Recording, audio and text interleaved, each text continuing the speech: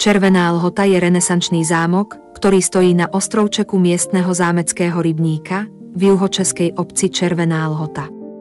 Jeho názov je odvodený od farby jeho jasne červenej omietky a strešných škridiel.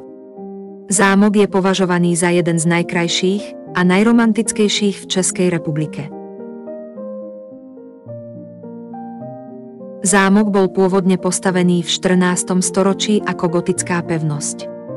V 16. storočí bol renesančne prestavaný a neskôr prešiel niekoľkými úpravami v barokovom a neoklasicistickom štýle.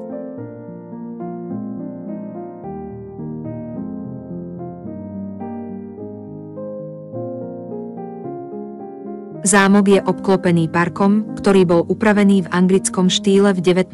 storočí. Park je domovom rôznych stromov a rastlín vrátane rododendronov, azaliek a kamélií.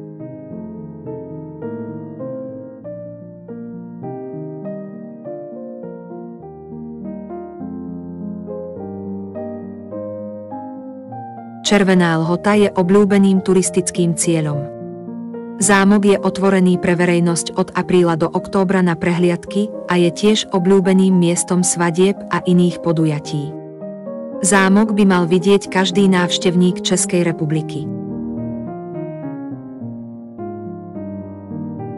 Ďakujem za návštevu a dúfam, že si prídete pozrieť aj ďalšie videá na tomto kanáli.